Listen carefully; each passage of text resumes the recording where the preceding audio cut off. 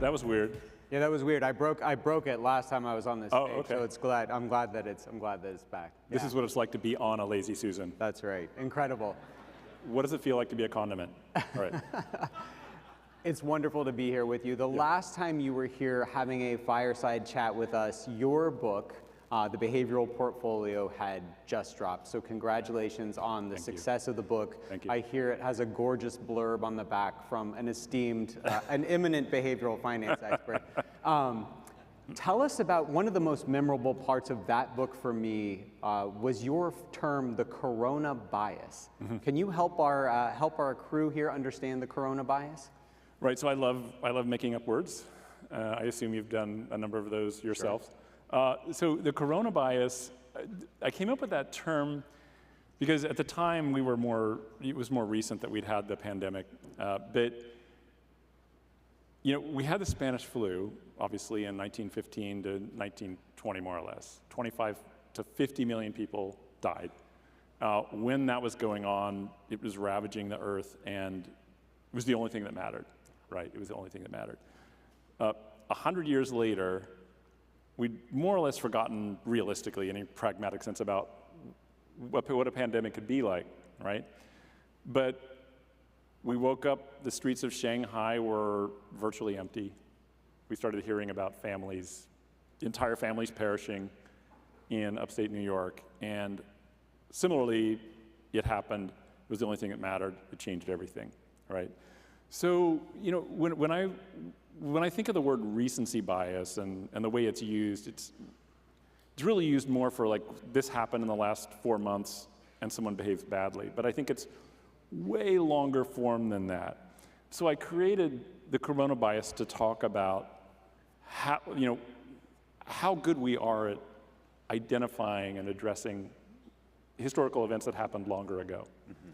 So with the graph up on the slide, inside the most inner circle, those are the things that we've experienced in our professional careers, like the financial crisis, the pandemic, and those are the things we prepare for when we're building portfolios. But there are things outside of what we've experienced, and so that would be inside of that second circle, mm-hmm. that have happened historically, but that we don't really prepare for and we just forget about. So I'm going to give you just a couple of examples of that, Daniel. One of them is inflation. So we just went through a situation where we had about 15% cumulative inflation. And it just, you can argue that that's why the Trump administration won. People were very upset about it. But historically, that's nothing like what we've experienced. I mean, there are 3 inflation episodes over the last 100 years. One was 110 years. One was 1915. It went up 80% cumulative inflation. At the end of World War II, we had about a 75% cumulative inflation episode. In the 70s and 80s, which some of us were probably alive then to experience, we had 121% cumulative inflation. So 3 episodes averaging about 100% cumulative inflation. Dwarfs what we've experienced before. And so you ask, like, what happened to financial assets during that time? Those last 2 episodes of inflation, those lived within a 36-year bond bear market that happened between 45 and 81. Mm-hmm. So when we think about bonds now, we think about just stability, and we don't think about the possibility of that. But the big one, Daniel, is multi-year bear markets for stocks. We've sort of forgotten that can happen. If you look back at the Great Depression, in the book, I talk about a balanced portfolio, and I illustrate with advisor fees and rebalancing what would have happened to a balanced portfolio. Mm-hmm. In the first 3 years, it would have lost 72%. It would have been increased in fits and starts for 5 years, but then it had another 5-year bear market. If you were taking distributions during that time, over 13 years, a balanced portfolio would be down 68%. Mm-hmm.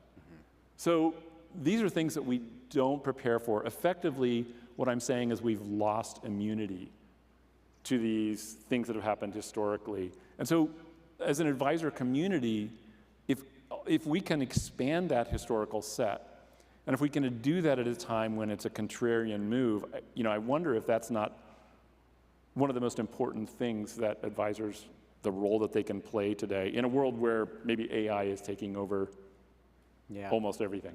So what are you seeing from the advisor community in terms of leaning into managing risk? When I think of Toews' approach, it's Right. it's very thoughtful about risk. What are you seeing from the advisor community in terms of leaning into managing risk? Yeah, I've had an amazing number of conversations here, and what there's the sense of advisors is that wow, we've moved up 3 years in a row. Everyone must really be worried about a down market and addressing it. No, I don't think so. In fact, we may be seeing just the opposite. In our experience, we're seeing sort of what I would call upmarket capitulation. And so I have this is a graph of the VIX index going back to about 2005. And what's interesting is that in down market capitulation, it's these really clear events, right? So if you look at the peaks of the VIX index, that represents when people capitulate. Like you can look in, right there you've got 2008. We all remember October of 2008. Clients are under a lot of pressure. But upmarket capitulation is really different. How is it different? This is I think not a term we talk about a lot. Yeah. We think of down market capitulation. How is upmarket capitulation so different? Well, so it's probably hard to see on this slide, but there are a couple of squares and the 3 lines lead to those periods of upmarket capitulation. And what I was just saying about our advisors really leaning into risk management and preparing for it, it's evident in what's happening to VIX that is not happening. So to me, one of the most fascinating sort of stats that you find in the world of finance is that unlike almost every other part of life, when risk is the highest, the cost to protect against it is the lowest. Right? So that makes absolutely no sense. And so what I think is going on, Daniel, is that there's just sort of a loss of a sense to even need to address it.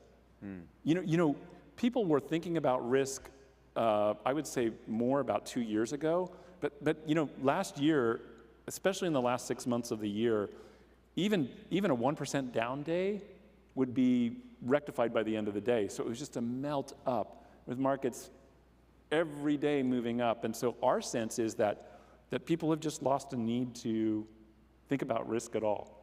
So let's say you're approached by a skeptic. Okay.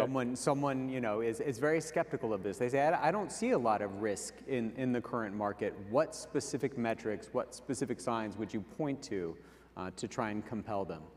Okay, so there was the hedge fund manager, John Paulson. I loved his interviews on both CNBC and Bloomberg last year, near the end of the year. And he was saying it feels to him like something like October of '99. Where we were already very high, but if you look at what happened over the next 6 months, the NASDAQ went up 100%. And euphoria went through the roof, and he thought maybe that's where we were and that we're not there yet. So how do I feel about risk? And I think what I would want to do is look at the things that predict down markets the most. So one of them is just looking at forward earnings. At 22 and a half times on the S&P forward earnings, over the last 50 years, there hasn't been a time when we've been at that level where 5-year returns following that were anything above 0.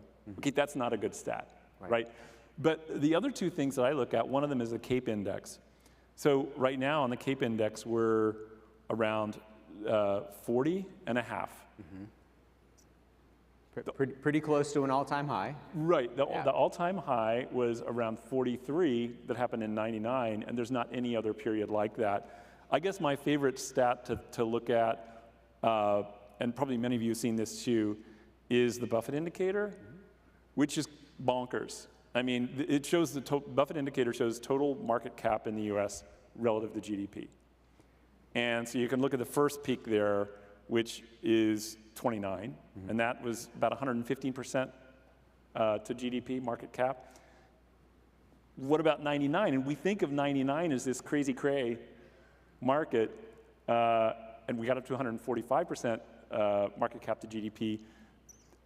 Right now we're around 200% market cap to GDP. So I mean, look, I'm not a doom and gloomer. I'm a boom, boom, kaboomer. You have to embrace the boom when it happens. But this would be the kind of thing where, you could look back 2 or 3 years from now, and if we do see a down market, everyone will be saying, like, how could you not see that, right? If you haven't already, you need to trademark boom, boom, kaboomer. That's very, okay. Speaking of making up words, Thank that's you. very good. So one of the things that we know from the psychology of persuasion is that fear is not a great motivator unless you tell people how to avoid it, right? So if there's people who have been compelled by some of what you're talking about here, and they want to pass this on to their clients, do their clients have to burn their hand on the stove to get a sense of risk? Or is there a way that we can educate clients to be more thoughtful about risk, short of them getting hurt?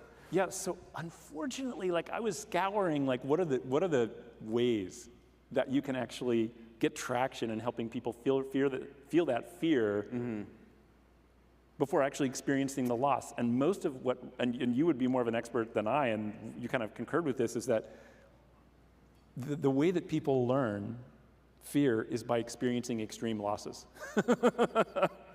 Not a great path forward. So, as I look, and because one of the things we do is we just continually try to ask the question, what can we do about it? Like, okay, it's a problem, but how do we solve it? And so that's one of the reasons I wrote the book, Daniel, is because I wanted to talk about what can we do. And there are a couple of other areas in our financial lives where we address improbable risks effectively without actually experiencing the loss. And so a great example is life insurance. Like, you just wouldn't, for your clients, you just wouldn't want to allow a breadwinner, someone who provides the majority of the income for a household, to not have a significant life insurance policy, right? Especially if they have kids. Another example is homeowners insurance. So it's kind of a boring answer to your question, but I believe the solution, and that's what I promote, and that's the behavioral portfolio is a new way of thinking about portfolio construction that says we want to build for optimism, sort of boom, boom, but address contingencies of, in the case of portfolio management, significant down markets in stocks, inflation or stagflation. And the way you do that is just creating a way of thinking around portfolios that's different than convention. And the way of thinking around portfolios is that this is just the way you do it. If you're responsible, you don't just insure your life, but you create contingency planning. So the way that I present that you do this is by building a portfolio where for equities, a significant enough portion to matter is in a hedged equity allocation. Something that attempts to uncorrelate from negative economic activity, but attempts to correlate with the right tail when markets are moving higher. Another part is having your income that's adaptive, so you can get out of the way of rising interest rates when markets move higher. So building that construct then allows you to have something that's pre-planned for. So let's say that god-awful Buffett indicator does lead to some significant downturns, and you've built this in advance. You've then expanded your preparation outside of that, what we've experienced in your career, to the broader context of historical events. And again, I just think that is the potential winning move for portfolios. So for me, one of the reasons that I write books is to help fully explicate and know what I understand and to be able to communicate it to others. To me, it's the hallmark of deep understanding, to be able to communicate simply to others. That's what you've done in the behavioral portfolio. I understand that you'll be signing some books, giving some books away. Can you tell the folks about that? So we may be underbooked based on the size of this audience, but we have about 200 books. And after the keynote, I'll be standing right out there personally signing books. But I have a challenge to everyone in the audience because it's difficult to find time to read books. I've experienced that myself. So we'll give you a signed book. If we run out of books, we'll zap you if you want us to send you one and send out a book to you. But what we're also doing is, if you want to create a check, create just like we're allowing you to have a personal consult with me, 15-minute consult. We'll book it 8 weeks out. 4 weeks from now, I'll send you a reminder saying like, hey, we'll do that as an incentive to try to read the book, and then I'd love to get your feedback for what you thought. But I'm deeply honored when people take the time to read the book. Yeah, absolutely. The book is excellent. Cannot recommend it enough. Felipe, thank you for being here with us today. Awesome. Yeah.